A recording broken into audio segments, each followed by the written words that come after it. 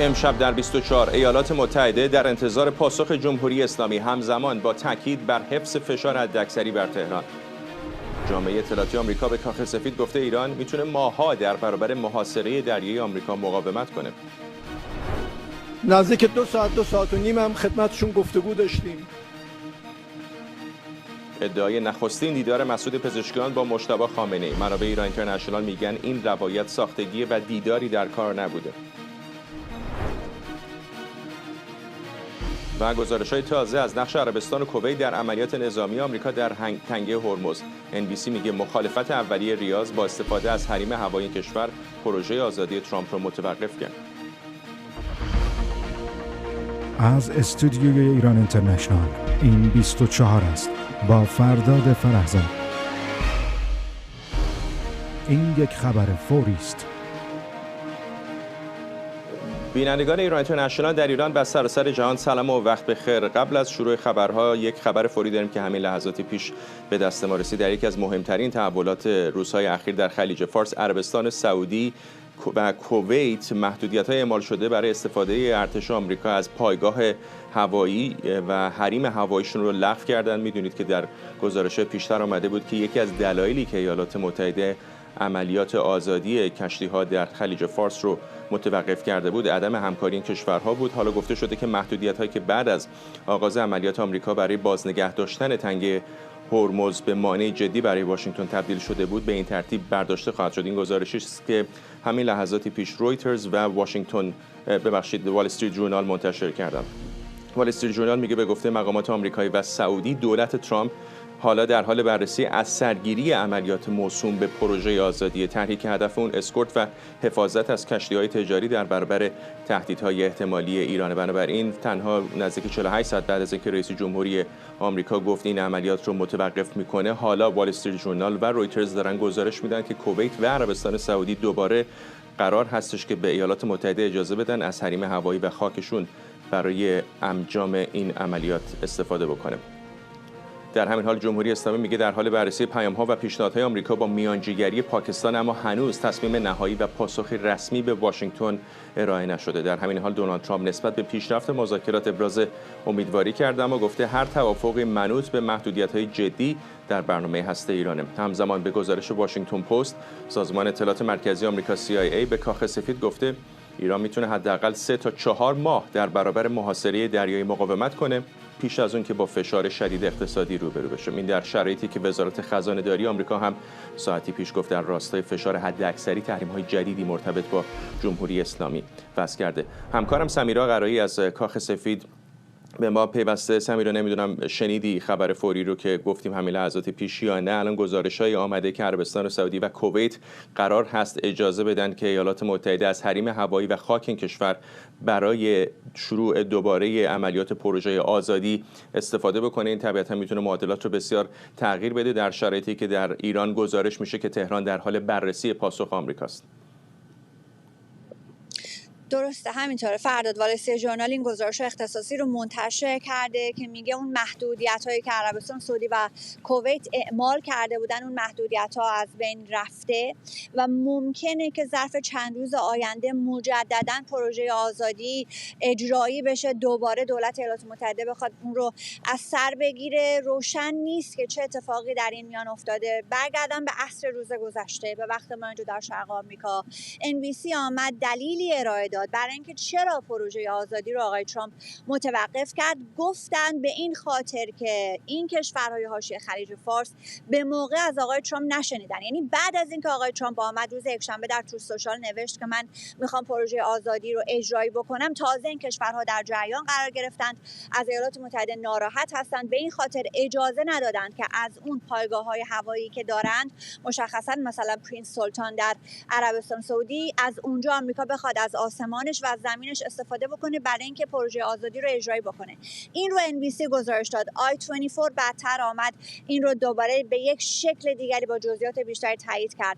الان در گزارش‌ها این چیزی که وال استریت ژورنال داره میگه اینه که عربستان سعودی نگاه کرده به امارات متحده عربی که دوشنبه و سه‌شنبه چطور مورد حملات جمهوری اسلامی قرار گرفته و ایالات متحده چقدر کم اهمیت جلوه داده این حملات رو و چقدر به این نکته پافشاری کرده که تنش اتفاق نیفتاده که ما بخوایم دوباره حملات رو از سر بگیریم. این حرفا در روز سه‌شنبه در کنفرانس خبری پنتاگون شنیده شد که آتش بس از بین نرفته و آستانه تحمل آمریکا هنوز هیچ کدومش این عملیات هایی که اتفاق افتاده اون رو نشکسته که ما بریم به سمت یک عملیات دیگه.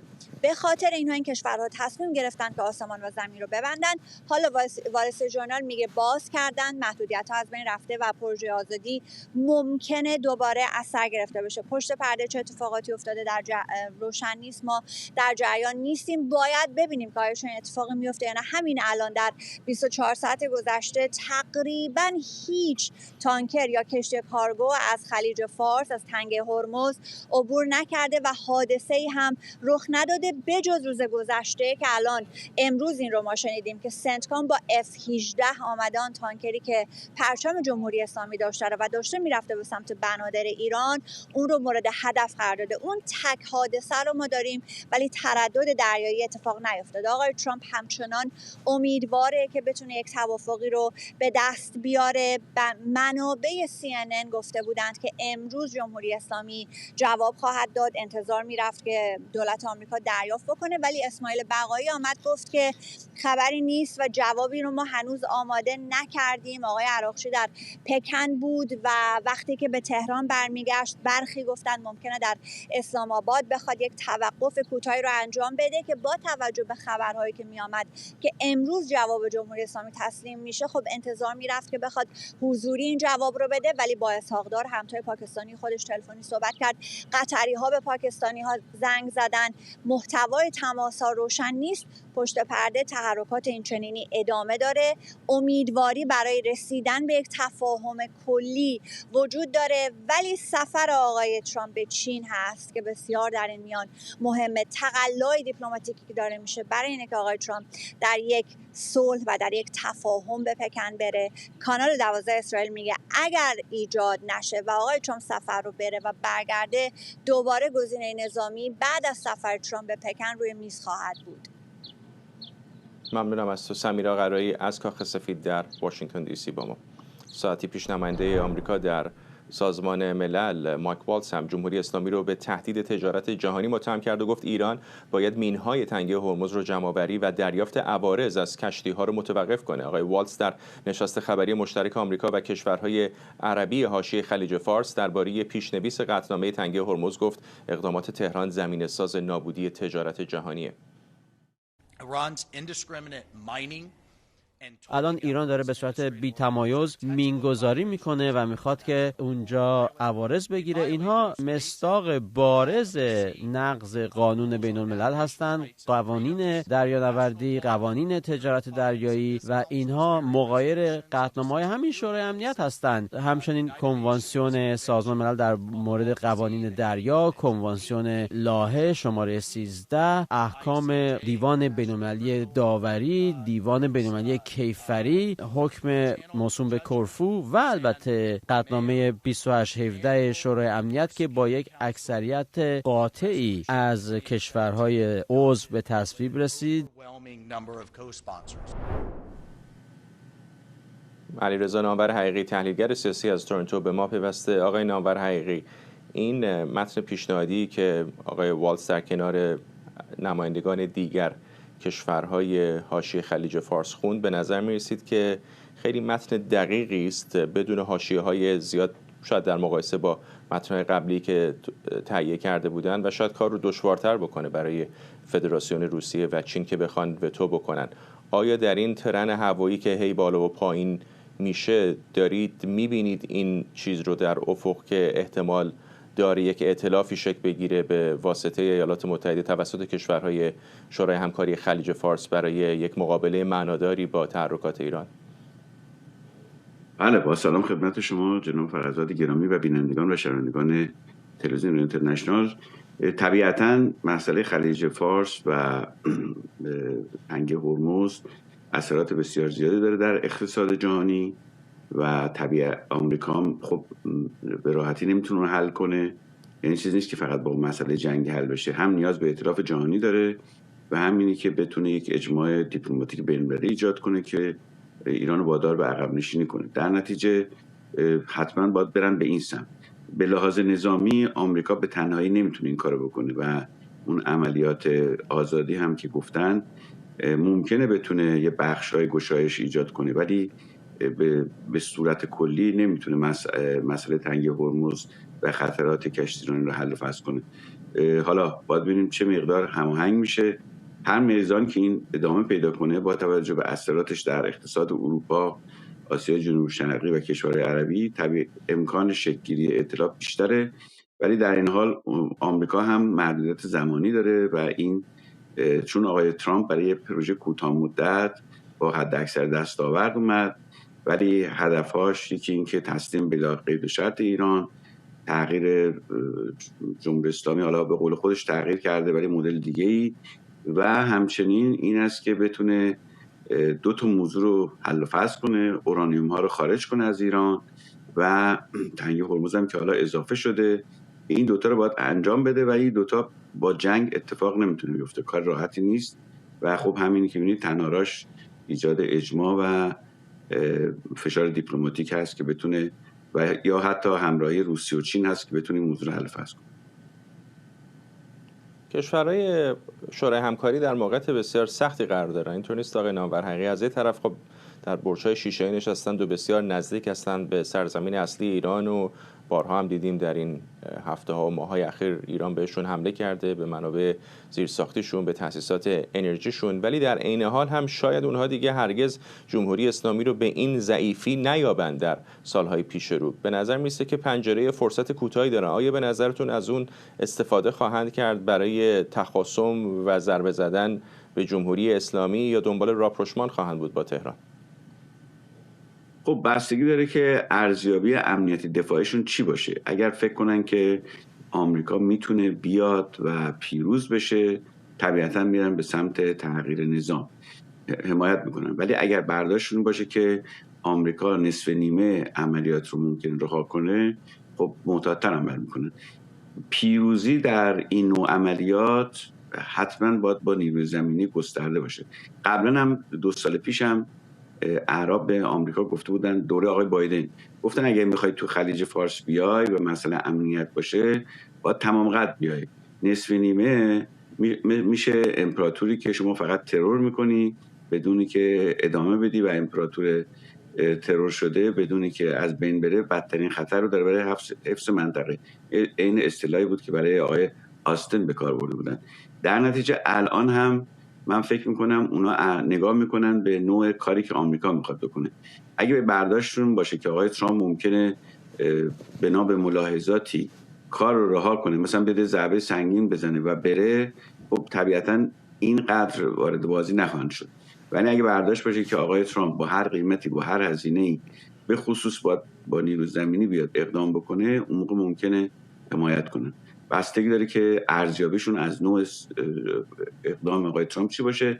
در این حال ایران در مقایسه با گذشته چند تا فاکتور هست که به دست آورده. یکیش اینه که اعتماد به نفس در مقابله رو به دست آورده که قبلا نداشت به این شدت. دومی که به هر حال از جنبه اطلاعاتی و عملیاتی بیشتر میتونه به اعراب ضربه بزنه، اطلاعات ماورایی گرفته. نکته سومی که روسیه و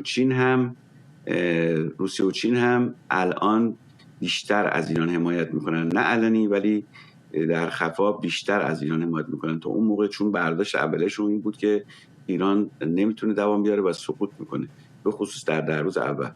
ولی خب نقاط ضعف ایران هم هست. مسئله اقتصادیش هست که بسیار شکننده است. چالش‌های درون بلوک قدرت ایران هست که اون نمونهش رو دیدیم در مذاکرات پاکستان که در بازگشت منجر به اختلاف میان آقای قالیباف و جناح‌های دیگه شد. آقای علی باقری گزارشی در مورد نوع و موضوعات مذاکراتی آقای قالیباف نوشت و در حقیقت باعث شد که آقای قالیباف عملاً فعلا ورود به مذاکرات رو بذاره کنار، برای که اختیارات کامل نداشته. و نکته سوم هم این است که به لحاظ اجتماعی و سیاسی ادامه نه جنگ نه صلح همین مشکلات رو به همراه داره، چون به نظر میرسه مذاکرات افت شده، به خصوص در مورد غنیسازی. تنها چیزی هم که ممکن توافق کنن توقف عملیاته و اینی که دو طرف در مورد کشتیرانی خلیج فارس ایران تنگ هرمز رها کنه، اونا محاصره ایران رها کنه. این فعلا تنها چیزی که ممکن توافق کنن. در مورد غنیسازی و رفع تحریم‌ها به توافق بنیادی نرسیدن. ممنونم از شما. علیرضا نامور حقیقی، تحلیلگر سیاسی از تورنتو.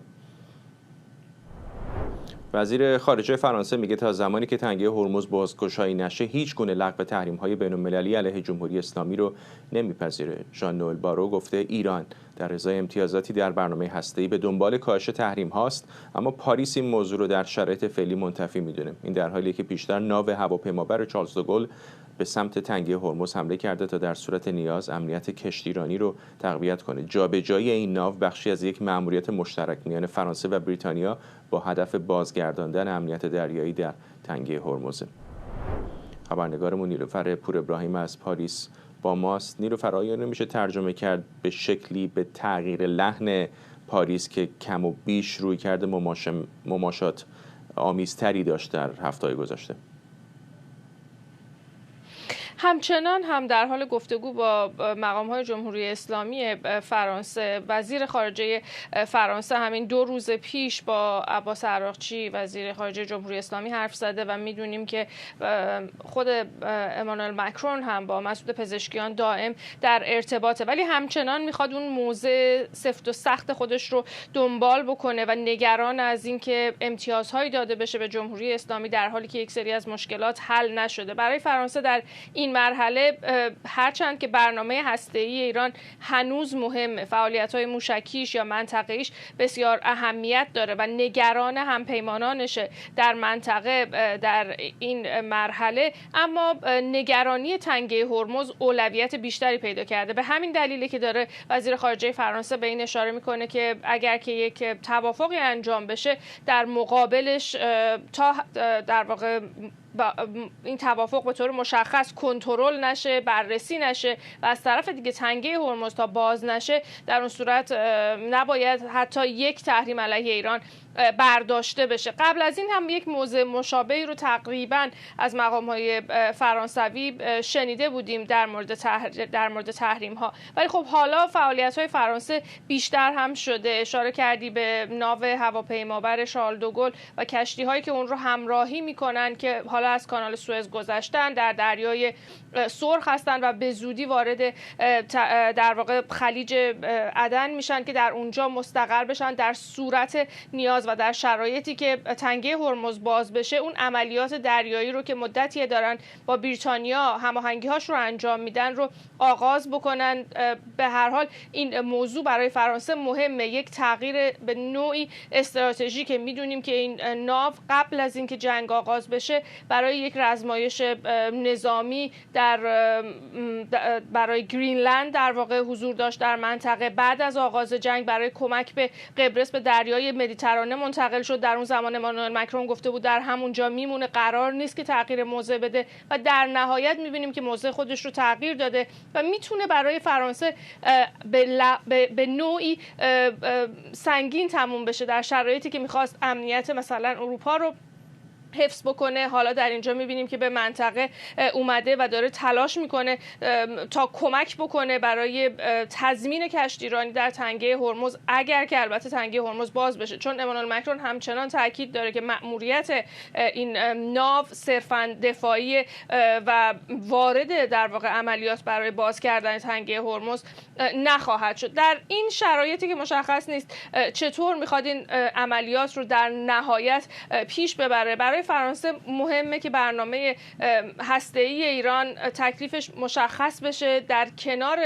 فعالیت‌های هسته‌ای ایران فعالیت‌های موشکی و منطقه‌ایش رو هم در نظر بگیره در هر گفتگویی که داره انجام میشه و روی این موضوع هم تاکید میکنه یا حتی در موردش بسیار هم هشدار میده. ولی خب به هر حال میدونیم که فرانسه در این مذاکراتی که داره انجام میشه بین ایالات متحده و جمهوری اسلامی نقشی نداره، حتی اگر که موضع او در این مرحله موضع موضع سختگیرانه تری باشه شاید تا موضعی که ایالات متحده میتونه داشته باشه. قبل از این میتونست در برجام نقش آفرینی بکنه، حالا چنین جایگاهی رو نداره، بنابراین تمرکز رو به نظر میرسه که گذاشته برای کمک به کنترل وضعیت به نوعی. و اونطور که خود وزیر خارجه داره میگه شرایط اقتصادی به وجود اومده از یا ناشی از جنگی که صورت گرفته و میتونه بسیار ادامه دار باشه و امنیت در واقع جهانی اروپا رو به خطر بندازه.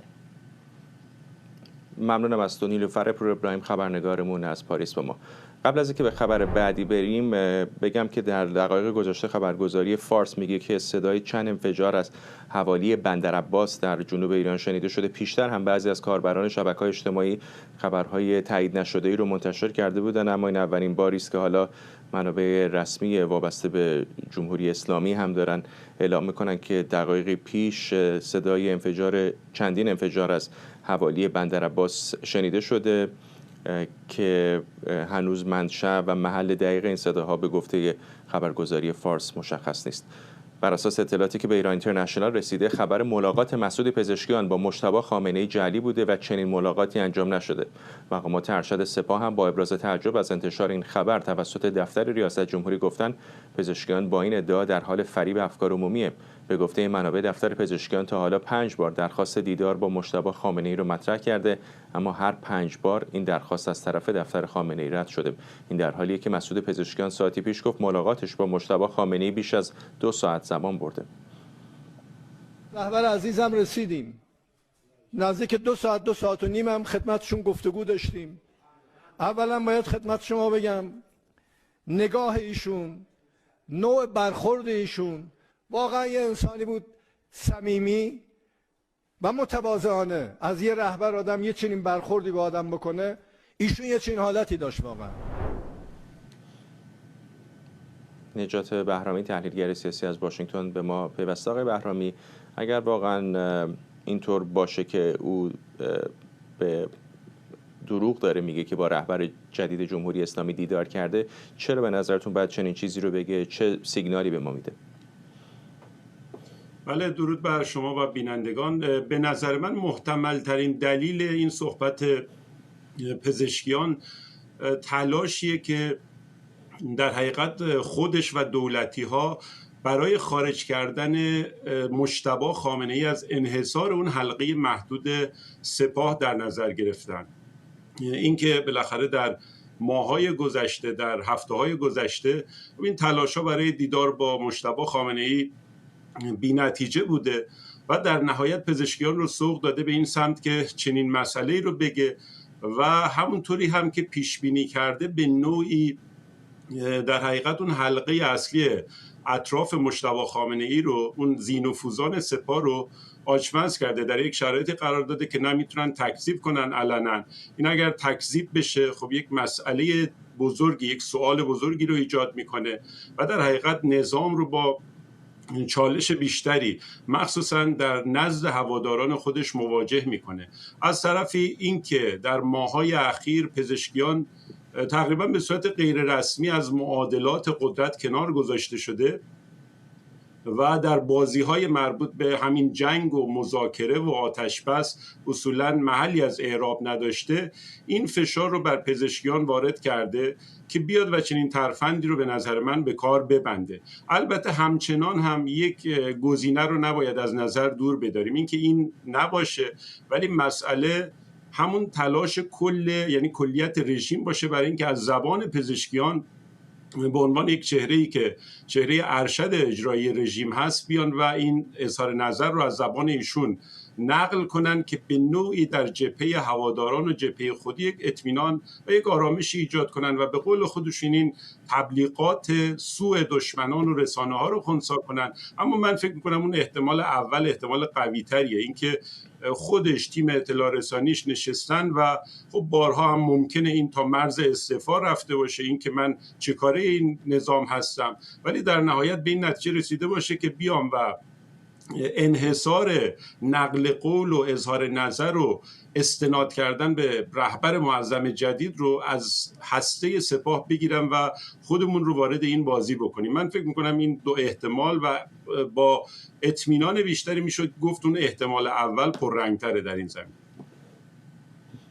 این مخفی نگه داشتن مجتبی خامنه‌ای رو برای مدت طولانی دیگه آرام آرام داره وارد سومین ماه میشه، چطور میشه ارزیابی کرد؟ حالا نه تنها خود او مخفی، الان اگر دقت کرده باشید در این یکی دو هفته اخیر خود قالیباف هم دیگه فقط پیام‌های صوتی میده بیرون. به نظر من این مسئله در وهله اول همون شرایطیه که شاید برخی رسانه‌های بین المللی هم اشاره کردن، یعنی صدمات خیلی جدی و جسمی مجتبی خامنه‌ای دیده که اصولا هم نیاز به درمان داره و هم این که وضعیت امنیتی هم همونطور که شما اشاره کردید حتی در سطح قالیباف هم دیگه به پیام‌های صوتی رسیده و همچنان هم اینها دو موج به قول خودشون غافلگیری رو در یک سال اخیر تجربه کردن، هم جنگ 12 روزه هم جنگ 39 روزه و در همون موج‌های اول خب چهره‌های کلیدی رژیم کشته شدن. میگن شاید این مذاکرات و این به اصطلاح شلکن‌های ترامپ در حقیقت ترفندی پشتش باشه، هماهنگی با اسرائیل داشته باشه و به صورت جدی اون بحث امنیت براشون واقعا مهم باشه. ترکیبی از این دوتا میتونه باشه به نظر من. ولی یک چیزی رو که نباید فراموش کرد اینه که خب برای مردم ایران و حتی برای جامعه جهانی و کشورهایی که درگیرن با جمهوری اسلامی مسئله خیلی تفاوتی نکرده. یعنی اون چهره ها، اون افراد از حسین طائب تا ذوالقدر تا احمد وحیدی، اینها انگار خود مجتبی خامنه‌ای هستند. یعنی چه اینها به اسم مجتبی خامنه‌ای حکمرانی کنن و چه خود مجتبی خامنه‌ای در یک شرایط جسمی باشه که بتونه مدیریت کنه، بتونه رهبری کنه و اونطوری که مثلا امثال عزت الله زرقامی ادعا میکنن خیلی فعالتر از همه حتی فضای مجازی رو هم رصد کنه. در هر صورت اون چیزی که برونداد این مسئله است هم برای مردم ایران هم برای جامعه جهانی تفاوتی نداره، ولی نمیشه این مسئله رو نادیده گرفت که ناگهان رونمایی از مجتبی خامنه‌ای، اونم در شرایطی که یک رهبری باشه که بتونه رهبری کنه، خب این یک برگ برنده تبلیغاتی و یک تزریق انرژی مضاعف به همین معدود هواداران رژیم خواهد بود. ولی بحث امنیت به نظر من و بحث شرایط جسمیش، من فکر می‌کنم علت اصلی این مخفی کاری اینه و مشخص هم نیست اینها تا کی اطمینان خاطر حاصل کنن که مثلا شرایط و اوضاع عادیه و بتونن ازش رونمایی کنن. اما این رو هم اضافه کنم این جمله رو، بحث دفن جسد خامنه‌ای، علی خامنه‌ای هم یک چیزی که دوباره به ما تاکید میکنه، به ما یادآوری میکنه که موضوع امنیت برای جمهوری اسلامی هنوز حل نشده. یعنی حتی اگر شرایطی با وجود چند هفته آتش بس، اینها همچنان صلاح نمیبینن یک تشییع جنازه‌ای برای خامنه‌ای برگزار کنن که چند نفر چهره نظام یا مهمان خارجی درون باشه و یک کارناوال تبلیغاتی راه بندازن. چون اونجا همچین کاری رو جرئت نمی‌کنن انجام بدن، به نظر من بدیهیه و طبیعیه تا حدودی که این وحشتشون از رونمایی از مجتبی همچنان کماف سابق برقرار باشه. ممنونم از شما. نجات بهرامی، تحلیلگر سیاسی از واشنگتن.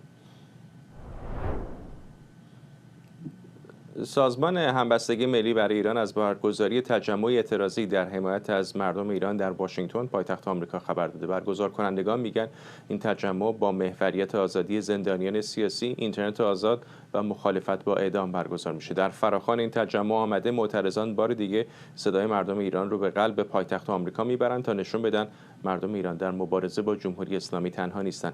این تجمع قرار شنبه 9 می ساعت 2 بعد از ظهر مقابل کاخ سفید در واشنگتن برگزار بشه. سیامک آرام، تحلیلگر سیاسی و مدرس دانشگاه هریسبرگ و از مسئولین سازمان همبستگی برای ایران از واشنگتن به ما پیوسته. آقای آرام، بیشتر به ما بگید در مورد برنامه‌تون برای روز شنبه. سلام میکنم به شما و بینندگانتون. ما الان چندین هفته است که در واشنگتن دی سی، شهر و منطقه مهمی هم هست، این سه محور و مسئله رو در واقع جزو رؤوس فعالیت هامون قرار دادیم به اشکال مختلف. بحث آزادی اینترنت هست که در واقع این هم به نحوی سرکوب حقوق مردم رو سلب کردن ازشون و اساساً مصائب و مشکلات اقتصادی رو هم به تبعش برای مردم در پی داشته، خارج از مسائل سیاسیش که با قطع اینترنت امکان رسیدن اخبار و اطلاعات از داخل رو محدود میکنه. که بحث آزادی زندانیان سیاسی فارغ از گرایش افرادی که در زندانهای جمهوری اسلامی هستن، از خانم فاطمه سپهری تا خانم نرگس محمدی، همه اینا باید آزاد بشن، زندانیان عقیدتی سیاسی. و به اینا هم داره اضافه میشه، یعنی جمهوری اسلامی این دستگاه سرکوبش رو تداوم داده و همچنان هم ادامه داره. افراد زیادی در واقع در تیررس بازداشت‌ها، فشارها هستند یا در خونه‌هاشون محدود شدن. و بحث در واقع اعدام هاست که به عنوان یک ابزار غیر انسانی و خشونت‌آمیز دیگه از سمت جمهوری اسلامی در کنار در واقع ابزار دیگه و شکل‌های مختلف دیگه سرکوب داره ازش استفاده میشه. اینها محور فعالیت‌های در واقع مجموعه سازمان ما در واشنگتن دی سی بوده به اشکال مختلف، از پرفورمنس اعتراضی در نقاط مختلف جلوی دفتر حافظ منافع جمهوری اسلامی یا جلوی کاخ سفید، جاهای دیگه، چون اساساً چه در فضای جنگی چه در فضای مذاکرات و تعامل این حقوق بشر و مسائلی که برمیگرده به شرایط مردم در ایران و آزادی بیانشون، مسائل سیاسی، همیشه گم بوده و در واقع سعی ایرانی‌ها در خارج از کشور اینه که اینها رو در واقع بیشتر مطرح بکنن و برجسته بکنن. در مورد این مسئله که گفتید به خصوص بحث اعدام‌ها و قطعی اینترنت، آیا هدفتون بیشتر اطلاع رسانی است یا امید دارید در واشنگتن کاخ سفید قانونگذاران اقدام عملی هم بکنن و اگر اقدام عملی مد نظرتونه چه کار هستون؟ این فشارها حتما به نتیجه نیست. در پی این فشارها ما فراخوان‌هایی هم در مقابل کنگره آمریکا داشتیم. 8 از نمایندگان مختلف، جناح‌های مختلف از جمهوری خواهان و دموکرات‌های کنگره آمریکا در نهایت در واقع یک قانونی رو، لایحه‌ای رو به کنگره بردن. اون هم یکی از فعالیت‌هایی که ایرانی‌ها میتونن ازش حمایت بکنن، به خصوص در آمریکا از طریق نماینده هاشون در کنگره. اون هم برای آزادی اینترنت در ایران. همین فشارها باعث میشه که در واقع از سازمان‌ها و گروه‌هایی که برای ارسال استارلینک یا فعال کردن وی پی ان ها برای ایران کمک میکنن، اونها هم کمک میکنه. فقط آمریکا نیست، فراخوان‌های دیگه هم هستش. این هفته قبل هم بوده برای بحث اینترنت. دولت‌های اروپایی، جای مختلف باید این فشار ادامه پیدا کنه. حتما این مبارزه ماراتون و یه بخشی از اون تداوم و استمرار فشار ایرانی‌های خارج از کشوره که از ابتدای شروع این جنبش در واقع برقرار بوده و ایرانی‌ها دارن از ابزارهای مختلف استفاده میکنن که فشارشون رو بیارن.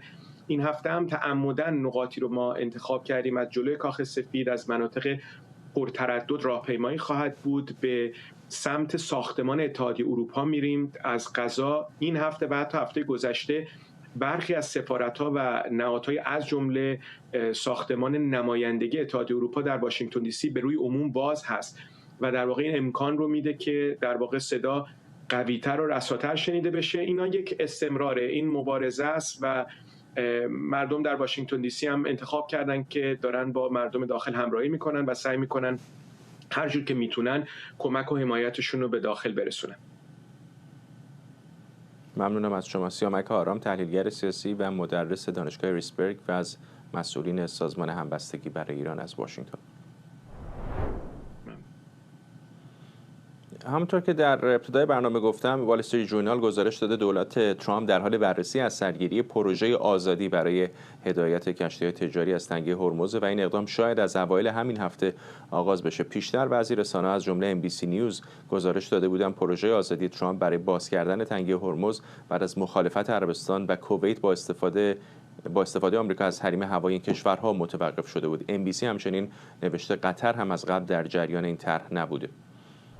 مرضیه حسینی خبرنگارمون از کنگره آمریکا به ما پیوسته. مرضیه، در حالی که گزارش‌های اولیه میگفتش که همین مخالفت‌های بعضی کشورهای منطقه از جمله عربستان باعث توقف زود هنگام این پروژه آزادی شده بود، الان به نظر میرسه که چراغ سبزی از ریاض و کویت به واشنگتن نشان داده شده.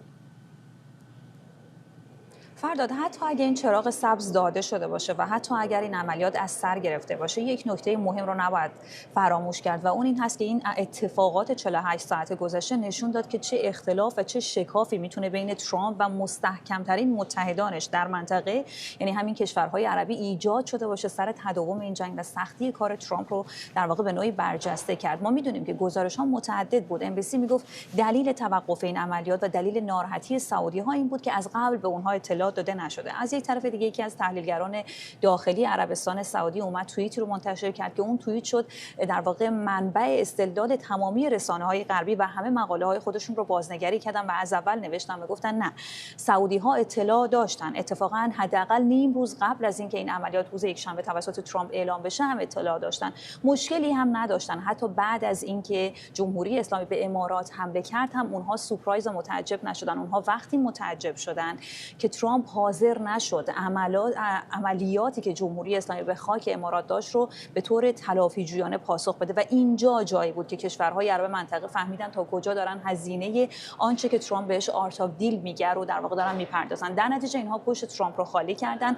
الان گفته میشه که اینها برگشتن دوباره سر این عملیات و دارن ترامپ رو حمایت میکنن. اما اگر صحبت‌های اون تحلیلگرهای داخل عربستان و کشورهای منطقه درست باشه، این به این معنی هست که این کشورها الان ترامپ رو متقاعد کردن که اگر جمهوری اسلامی دوباره حمله کرد، آیا ترامپ حاضر هست از این کشورها دفاع بکنه و حملات تلافی‌جویانه به داخل ایران انجام بده یا خیر. و این به این معناست که اگر ترامپ چنین وعده‌ای رو به اونها داده باشه و جمهوری اسلامی هر اقدامی رو دوباره انجام بده، اینجا دیگه جایی هست که آتش بس ختم میشه، در شرایطی که به گفته تمامی مطبوعات آمریکا در گزینه دوم، یعنی بر سر میز مذاکره هیچ گزینه خوشایندی برای ترامپ وجود نداره. میدونیم که الان چیزی که دارن در موردش صحبت میکنن این طرح 14 ماده‌ای که جمهوری اسلامی ارسال کرده، فقط یکی از ماده‌هاش آزادسازی حداقل 100 میلیارد دلار از ذخایر جمهوری اسلامی هست. ترامپی که در تمام بیش از 8 سال گذشته مکرراً اوباما رو به خاطر همین اقدام، یعنی آزادسازی پول‌های جمهوری اسلامی، انتقاد کرده، حاضر نیست چنین کاری رو خودش انجام بده. اون از وضعیت مفاد روی میز. از یک طرف ترکیب میز مذاکره هم عوض شده. جمهوری اسلامی تا همین جای کار هم اعتماد چندانی به کوشنر و ویتکاف به خاطر روابط نزدیکشون به اسرائیل و سرمایه‌گذاری‌هاشون در این کشور نداشت و حالا این فرد جدیدی که به میز مذاکره اضافه شده، این فردی که خودش هم به شدت حامی اسرائیل هست، عملاً ترکیب مذاکره کننده ها رو هم منفی کرده. در نتیجه به طور کلی تحلیل همه مطبوعات بر این هست که مشخصاً ترامپ هیچ راهی نداره جز ادامه این عملیات آزادی که یقیناً منجر به پایان آتش بس و شروع دوباره درگیری خواهد شد. ممنونم از تو. مرضیه حسینی، خبرنگارمون از کنگره آمریکا. این یک خبر فوری است.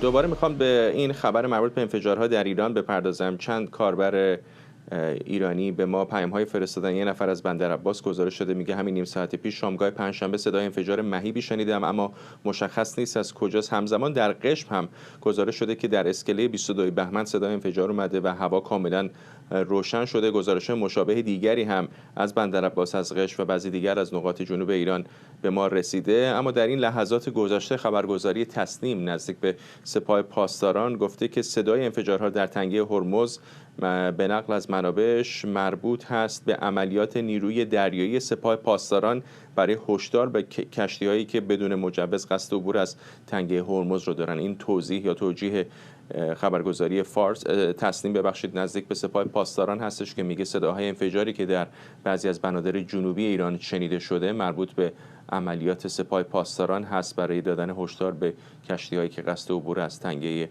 هرمز رو دارن.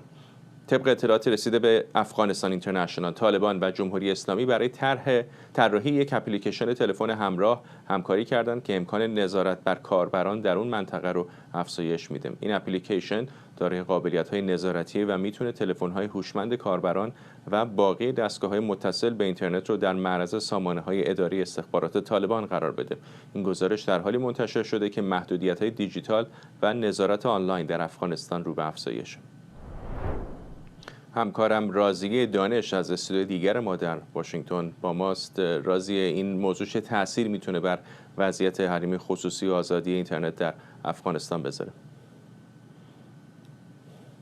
بله، بله فرداد، همینطور که خودت گفتی منابع آگاه به افغانستان اینترنشنال گفتن که مدتی هست که جمهوری اسلامی با طالبان داره همکاری میکنه و میخواد یک اپلیکیشنی رو بسازه که بتونه با نصب اون به تمامی دیتای تلفن‌های همراه و همه دستگاه‌هایی که به اینترنت متصل میشن بتونه به دیتای اونها دسترسی داشته باشه، از پیام‌ها گرفته تا موقعیت جغرافیایی، مخاطبین اونها و سرچ اونها در براوزرهای مختلف.